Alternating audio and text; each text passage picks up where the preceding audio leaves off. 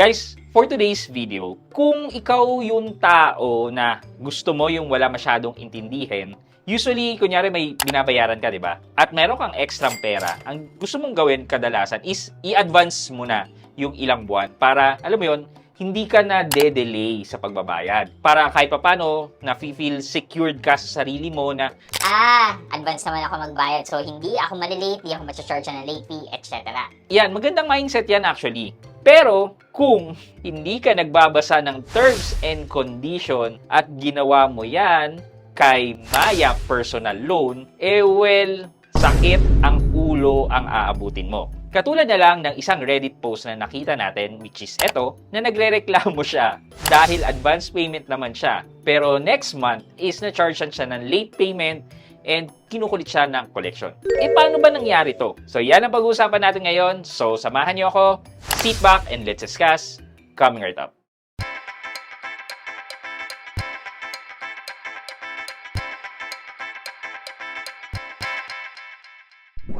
Hi guys, this is Pat and you're in Pat Quintos Review TV. So if you're new to my channel, I do reviews about personal finance na meron akong experience or meron na akong knowledge at ginawa ko na yan ng videos and playlist na makita nyo dito sa taas. At kung bago ka dito sa channel ko, you may want to consider subscribing to my channel. Okay guys, Maya Personal Loan naman ang pag-uusapan natin today. And maganda kasi itong Maya Personal Loan. Though, guys, sasabihin ko na sa inyo, hindi ako eligible kay Maya Personal Loan. Hindi ko alam kung bakit. Hayaan na lang natin si Maya kung sino ang bibigyan niya ng personal loan. Pero for me, hindi ko naman din kailangan ng personal loan. So, okay lang kahit wala. Pero, in the spirit of providing information sa inyo, issue to. Kung gusto mo na secured ka, mag-advance payment ka para hindi ka nangangamba. So, eto na nga. Kailangan natin talaga magbasa ng loan documents natin, like the terms and condition, yan. Kasi may mga nakalagay doon na hindi natin alam or hindi tayo aware at hindi rin naman sasabihin sa atin yan. Pero kasi nag-agree tayo doon, ibig sabihin, binasa mo yan, edi nag-agree ka dyan, so dapat alam mo. Pero kadalasan, di ba, sino ba naman ang magbabasa ng ganong kahaba na terms and condition? Di ba? Usually, agree, accept, ganun ginagawa natin, which is mali. So, eto na nga po. Basahin po natin itong Reddit post na to. Nakalagay dito, Maya Personal Loan is trash. Sobrang disappointed ako sa Maya Personal Loan. Grabe, hindi ko inimagine na ganito gagawin nila. For context, I took a loan last July 2024 worth 30,000 pesos. Nung nakuha ko yung loan, I paid in advance para sa August to October 2024. Lo and behold, they debited my account just yesterday dahil hindi raw ako nagbayad. I'm like, so para saan yung worth 5K na binayad ko in advance? Kung hindi naman pala makikredit ng September and October. Ito na lang po yung Reddit post. Check nyo na lang po yan. And credit po kay Pasty Experience 13 sa Reddit yan. So, post nyo na lang po para mabasa yung maigi yung Reddit post niya. But the essence is, yun nga, nag-advance siya ng 3 buwan. Siyempre, para yun nga, secured siya na hindi siya malilate. Pero eventually, nabawasan yung kanyang Maya wallet, na debit siya, and nung tinawag niya sa customer service, nalaman niya na hindi daw siya nakapagbayad nung sumunod na buwan. Okay. So, bakit? Apparently, sa terms and condition, nakalagay na any excess payment dun sa what is due from you during that month will be taken against dun sa principal. Kunyari, 100,000 ang hiniram mo, tapos let's say 9,000 pesos ang monthly mo. Let's say lang So, nag-advance ka ng 2 buwan, so 18,000 ang binayad mo, thinking na okay na ako for next month. Well, apparently, hindi. So, yung binayad mo for that month will satisfy the first month, and then yung in excess, mababawasan na yung total na principal amount mo.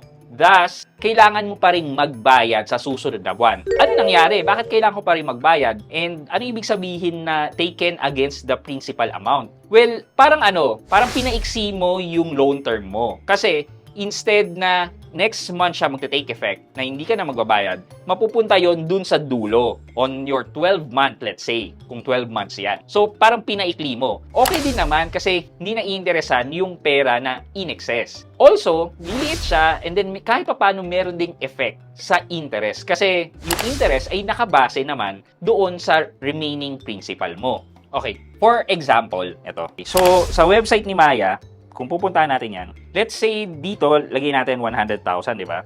And then, 12 months yung ating loan term. So, basically, sabi ni Maya, 9,110.99 ang babayaran mo for 12 months. So, ginawan ko to ng payment schedule. So, let's say nanghiram tayo nung January 1, 2024, and then magmamature to or yung last payment natin ay hanggang January 1, 2025. So, that's 12 months. And then 100,000 nga. So, 0 month is January 1, 2024, which is ang ending balance natin ay 100,000 for the principal. And then come February 1, 100,000 yung starting balance natin. Tapos nagbayad tayo, yung sinabi ni Maya na 9,110.99 na nababayaran natin. Yun yung payment na ginawa natin. So basically, nahati yung first payment natin sa principal and interest. So ang napunta sa principal ay around 7,700 and then napunta ang 1,400 sa interest. After mong binayaran yan, ang magiging ending balance mo na lang ay 92,000 something. And then, pagdating ng March, yun naman ang starting balance mo. Let's say, by March, nag-advance ka na ng 2 buwan. Let's say, nagbayad ka ng 18,222. So, kung mapapansin nyo, yung ending balance natin ngayon ay nagbago. Naging 75,359.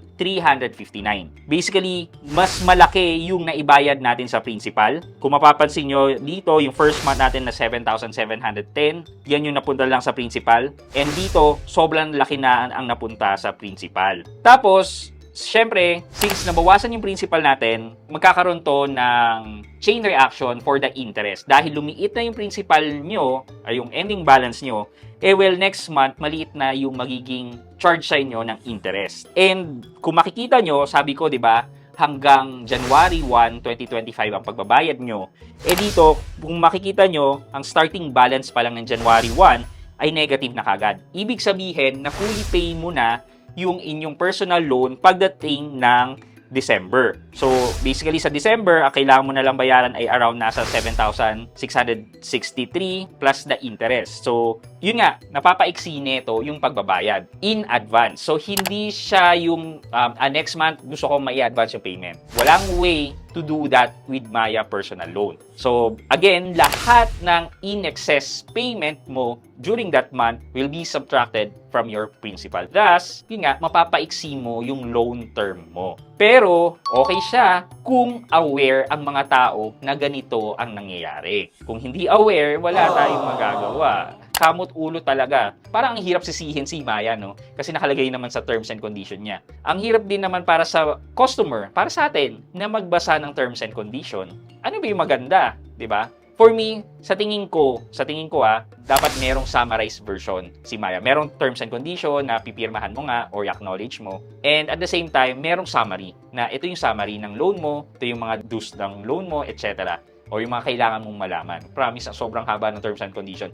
Hindi lang naman sa Maya sa lahat ng mga loan documents natin. Sobrang haba ng terms and condition. Lalo na guys, yung mortgage, chattel mortgage. Grabe, sobrang haba ng loan document. Tapos baliktaran pa. Parang hindi ko talaga binasa. Nung nag-loan ako ng kotse, talagang pirma lang, pirma.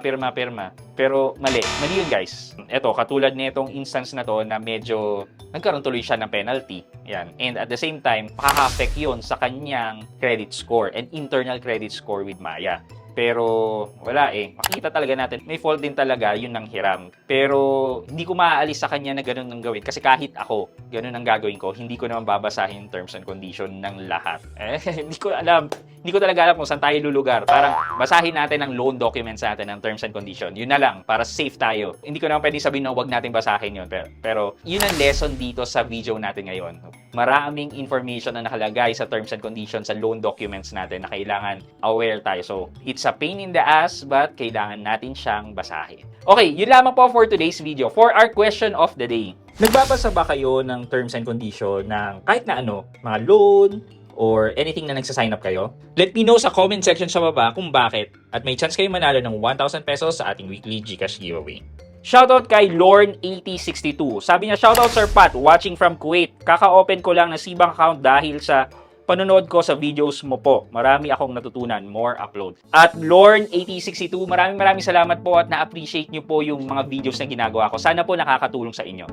Thank you so much. I hope you can like this video. Leave a thumbs up, and if not, wala nang problema dyan, but continue to support me by subscribing to my channel by clicking the subscribe button and also the bell button sa rin subscribe para makareceive kayo ng latest notification sa lahat ng upload ko. Again guys, this is Pat Quinto and you're in Pat Quinto's Review TV. Bye-bye!